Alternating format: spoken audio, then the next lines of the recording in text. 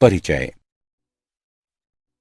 बच्चों, हमने पौधों के बारे में बहुत सारी बातें जान ली हैं। अब हम पौधों में श्वसन के बारे में सीखेंगे। श्वसन वृद्धि, प्रजनन एवं जीवन की अन्य गतिविधियों हेतु ऊर्जा उत्पन्न करने के लिए शर्करा दहन की एक प्रक्रिया है। यदि ऑक्सीजन उपस्थित है तो ये ऑक्सी श्वसन कहलाता है। यदि ऑक्सीजन उपस्थित नहीं है तो ये अनाक्सी श्वसन कहलाता है। और किण्वन में ग्लाइकोलिसिस के विखंडित उत्पाद का उपयोग किया जाता है। लैक्टिक अम्ल किण्वन में लैक्टिक अम्ल बनता है, जबकि एल्कोहल किण्वन में एथेनॉल बनता है। इसलिए इस पूरे मॉड्यूल में हम पौधों में श्वसन के बारे में जानेंगे।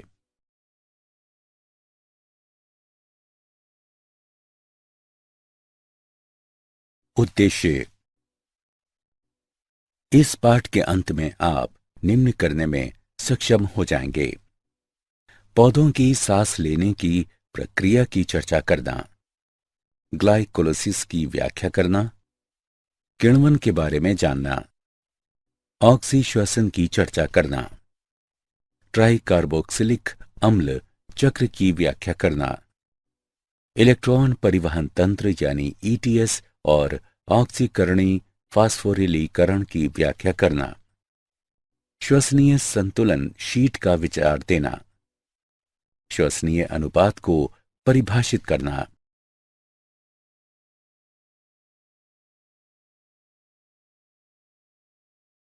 क्या पादप सांस लेते हैं? इस प्रश्न का कोई परोक्ष उत्तर नहीं है। पौधों में श्वसन ऑक्सीजन का उपयोग और कार्बन डाइऑक्साइड को मुक्त करना है।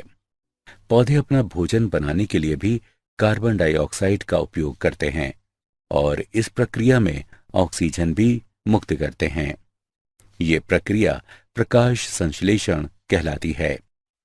पौधों में श्वसन के लिए कोई विशिष्ट अंग नहीं होते हैं, लेकिन इनमें रंध्र और वात रंध्र पाए जाते हैं। पौधों में श्वसन ऑक्सीजन का उपयोग है, जो ग्लूकोज के साथ जुड़कर कार्बन डाइऑक्साइड, जल और ऊर्जा उत्पन्न करती है। ग्लूकोज के दहन से कार्बन डाइऑक्साइड, जल और ऊर्जा प्राप्त होती है।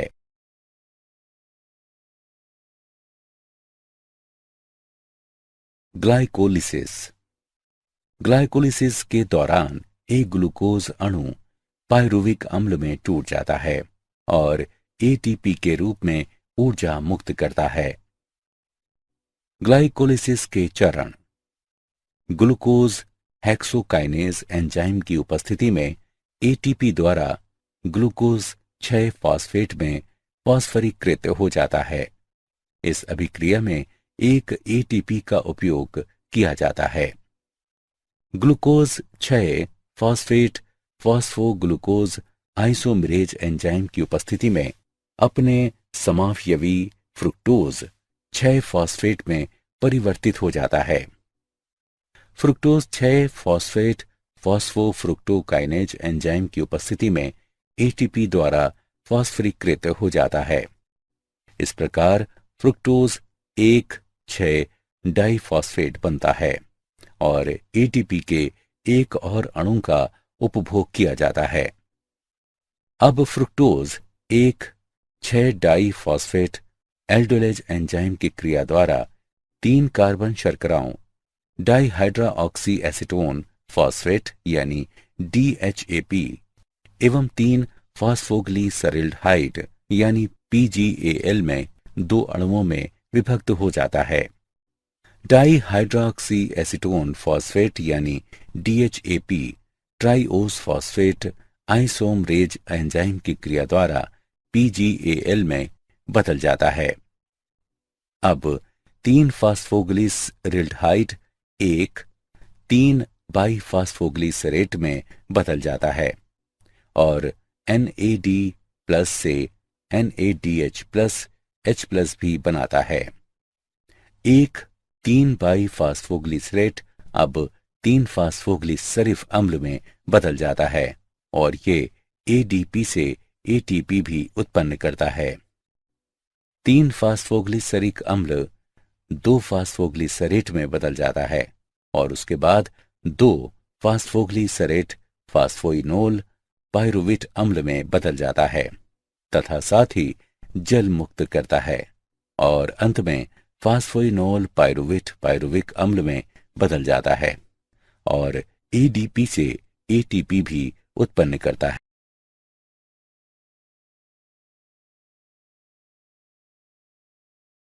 किण्वन किण्वन सूक्ष्म जीवों द्वारा कार्बनिक यौगिकों के अनाक्सी विखंडन की प्रक्रिया है। उदाहरण के लिए यीस्ट ऑक्सीजन की अनुपस्थिति में अनॉक्सी श्वसन कर सकता है। लैक्टिक अम्ल किण्वन में पायरुविक अम्ल लैक्टिक डिहाइड्रोजिनेज एंजाइम द्वारा लैक्टिक अम्ल में परिवर्तित हो जाता है। अपचयी कारक NADH प्लस H+ होता है जो NAD+ के लिए पुनः ऑक्सीकृत हो जाता है। एल्कोहल किण्वन में पायरुविक अम्ल एसीटैल्डिहाइड उत्पन्न करने के लिए कार्बन डाइऑक्साइड का एक अणु मुक्त करता है। उसके बाद एसीटैल्डिहाइड NADH प्लस H+ को पुनः ऑक्सीकृत करता है और तब ये एथेनॉल में अपचित हो जाता है। पायरुविक अम्ल डीकार्बोक्सिलेज और एल्कोहल डिहाइड्रोजिनेज एंजाइम इन अभिक्रियाओं को उत्प्रेरित करता है।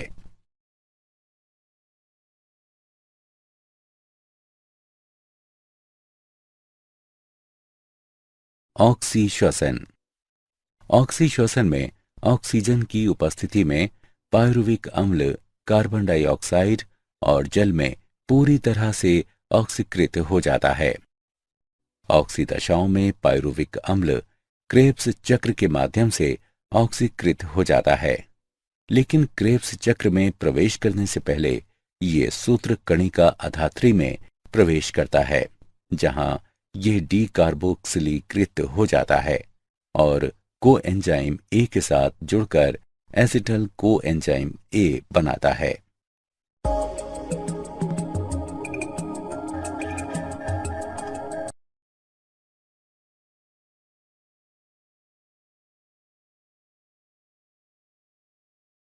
ट्राइकार्बोक्सिलिक अम्ल चक्र ऑक्सीजन की उपस्थिति में सूत्र कणिका के भीतर संपन्न होने वाला श्वसन चक्र क्रेब्स चक्र या ट्राइकार्बोक्सिलिक अम्ल चक्र कहलाता है। क्रेब्स चक्र का प्रारंभ जल की उपस्थिति में सिट्रिक अम्ल बनाने के लिए ऑक्सेलो एसिटिक अम्ल सहित एसिटाइल COA के संघनन के साथ होता है। एकोनिटेज की उपस्थिति में सिट्रिक अम्ल सिस एकोनिटिक अम्ल में परिवर्तित हो जाता है और जल का एक अणु मुक्त होता है। सिस एकोनिटिक अम्ल जल के संयोजन के साथ एकोनिटेज एंजाइम की उपस्थिति में आइसोसिट्रिक अम्ल में परिवर्तित हो जाता है। अब आइसोसिट्रेट डिहाइड्रोजिनेज एंजाइम की उपस्थिति में ऑक्सेलो सक्सीनिक अम्ल बनाने के लिए आइसोसिट्रिक अम्ल से 2 हाइड्रोजन आयन अलग हो जाते हैं। इस दौरान NADH प्लस H+ के निर्माण के लिए ये हाइड्रोजन आयन NAD+ द्वारा ग्रहण किए जाते हैं।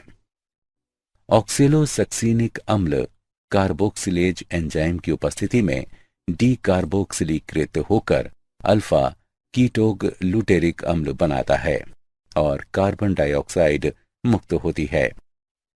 अल्फा कीटोग्लूटेरिक अम्ल अल्फा कीटोग्लूटेरिक डिहाइड्रोजिनेज एंजाइम की उपस्थिति में कोएंजाइम ए के साथ अभिक्रिया करके सक्सिनाइल कोएंजाइम ए बनाता है। अभिक्रिया के दौरान कार्बन डाइऑक्साइड का एक अणु और हाइड्रोजन आयन का एक युग्म मुक्त होता है।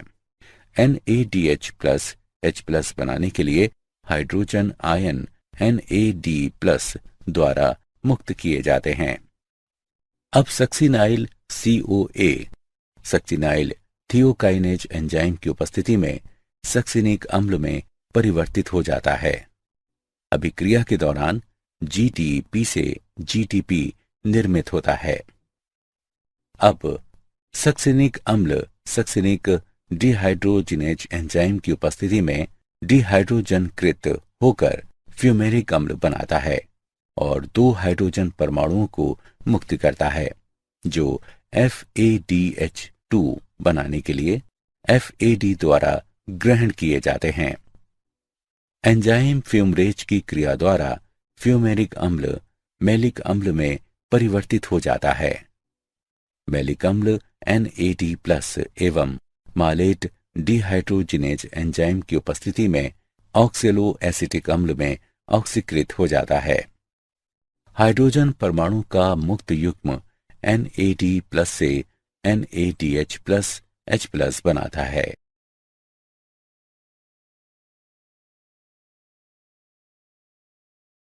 इलेक्ट्रॉन परिवहन तंत्र यानी ETS तथा ऑक्सीकरणी फास्फोरिलीकरण। ग्लाइकोलिसिस और क्रेब्स चक्र के दौरान ग्लूकोज ऑक्सीकृत हो जाता है और कोएंजाइम NAD+ एवं FAD NADH+H+ और FADH2 में अपचित हो जाते हैं। सूत्र कणिका में NADH+H+ से उत्पन्न इलेक्ट्रॉन वाहक प्रोटीन पर स्थानांतरित हो जाते हैं और उत्पन्न प्रोटॉन पूरी झिल्ली में स्थानांतरित हो जाते हैं। इलेक्ट्रॉन वाहक प्रोटीन द्वारा चयनित इलेक्ट्रॉन साइटोक्रोम से निकलकर इलेक्ट्रॉन परिवहन श्रृंखला में साइटोक्रोम की ओर स्थानांतरित होते हैं और ज्यादातर प्रोटॉन पूरी झिल्ली पर स्थानांतरित हो जाते हैं। अब इलेक्ट्रॉन साइटोक्रोम C द्वारा साइटोक्रोम C ऑक्सीडेज कॉम्प्लेक्स पर स्थानांतरित किए जाते हैं और साइटोक्रोम C ऑक्सीडेज कॉम्प्लेक्स प्रोटॉनों को भी झिल्ली के बाहर स्थानांतरित करता है। अब इलेक्ट्रॉन अंतस्थ इलेक्ट्रॉन ग्राही कहलाने वाली ऑक्सीजन तक स्थानांतरित किए जाते हैं और उत्पाद के रूप में जल बनता है। सूत्र कणिका की पूरी झिल्ली में प्रोटॉन का स्थानांतरण प्रोटॉन प्रवणता निर्मित करता है और प्रोटॉन जो एक विशिष्ट चैनल प्रोटीन के माध्यम से माइटोकॉन्ड्रियल अधात्री से पुनः प्रवेश करते हैं, ATP सिंथेज कहलाते हैं। पुनः प्रवेश करने वाले प्रोटॉन ADP और फॉस्फेट से ATP संश्लेषित करते हैं। इस क्रियाविधि के माध्यम से ATP का निर्माण ऑक्सीकारी फास्फोरिलीकरण के रूप में जाना जाता है।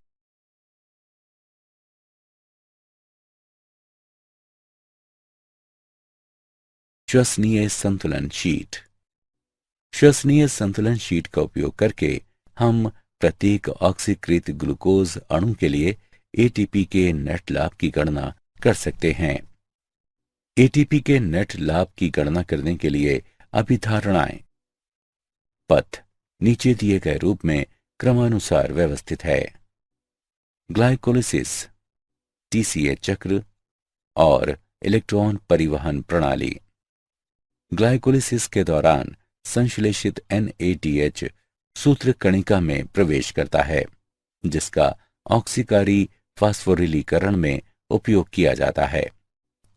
ग्लूकोज के अतिरिक्त पथ में कोई अन्य यौगिक प्रवेश नहीं करता है। मध्यवर्ती पथ में किसी अन्य यौगिक को संश्लेषित नहीं करते हैं। ग्लूकोज के एक अणु के ऑक्सीश्वसन के दौरान 36 ATPase का नेट लाभ हो सकता है। Glucose plus 6 ATP plus 36 ADP plus 36 PI से 6 CO2 plus 42 H2O plus 36 ATP प्राप्त होते हैं।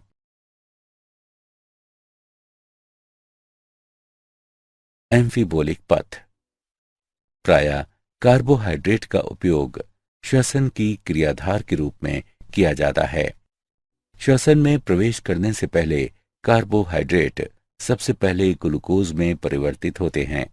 अन्य क्रियाधार भी सांस ले सकते हैं, लेकिन वे पहले चरण में पथ में प्रवेश नहीं करते हैं। उदाहरण के लिए सबसे पहले वसा को ग्लिसरॉल और वसा अम्ल में विघटित होने की जरूरत होती है। वसा अम्ल को एसिटाइल CoA में विघटित होने की जरूरत होती है और उसके बाद वे पथ में प्रवेश कर सकते हैं। इसी तरह ग्लिसरॉल PgAl में परिवर्तित हो जाता है और उसके बाद वे पथ में प्रवेश कर सकते हैं। प्रोटीन में वे पहले अमीनो अम्लों और उसके बाद पायरुविक अम्ल में विघटित होते हैं और श्वसन पथ में प्रवेश करते हैं। अब जीव को वसा अम्लों को संश्लेषित करने की जरूरत होती है, तो पथ से एसिटाइल यानी CoA अलग हो जाता है। इसलिए यह सिद्ध होता है कि पथ अपचय और उपचय दोनों प्रक्रियाओं में शामिल होता है और इस कारण ये एम्फीबोलिक पथ के रूप में जाना जाता है।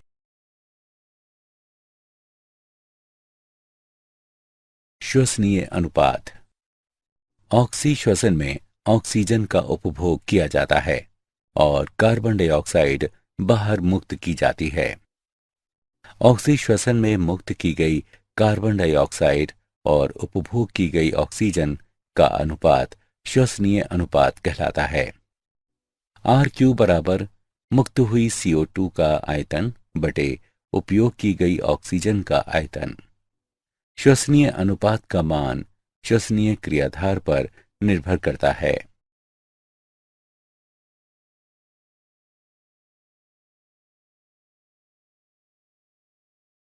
श्वसनीय अनुपात की गणना। कार्बोहाइड्रेट्स के लिए C6H12OH प्लस 6O2 से 6CO2 प्लस 6H2O प्राप्त होता है। श्वसनीय अनुपात की निम्नानुसार गणना की जा सकती है। 6CO2 बटे 6O2 बराबर 1.0।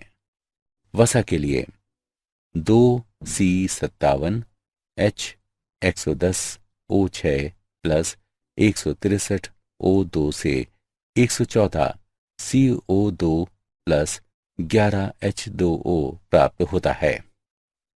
श्वसनीय अनुपात 114 CO2 बटे 163O2 बराबर 0.7। प्रोटीन के लिए श्वसनीय अनुपात का मान 0.9 होता है।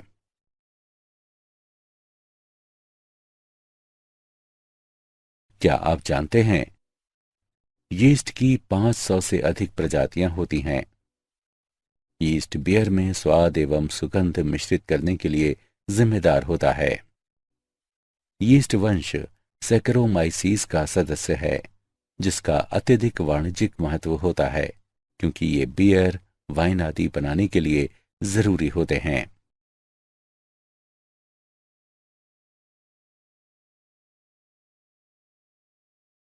सारांश। आइए हमने जो कुछ सीखा है उसे संक्षेप में दोहराएं।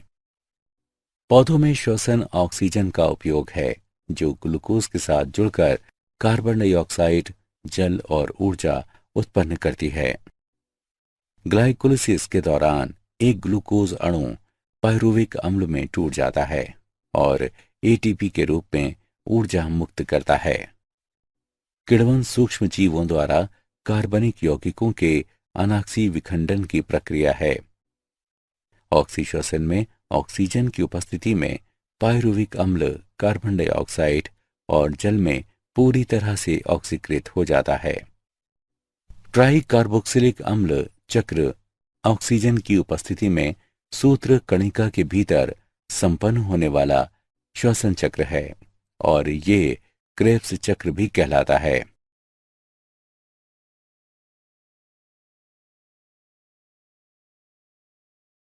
इलेक्ट्रॉन परिवहन प्रणाली के माध्यम से ATP का निर्माण ऑक्सीकारी फास्फोरिलीकरण कहलाता है। ग्लूकोज के एक अणु के ऑक्सी श्वसन के दौरान 36 ATPase उत्पन्न होते हैं। श्वसन पथ एफिबोलिक पथ है। ऑक्सी श्वसन में मुक्त की गई कार्बन डाइऑक्साइड और उपभोग की गई ऑक्सीजन का अनुपात श्वसनीय अनुपात कहलाता है।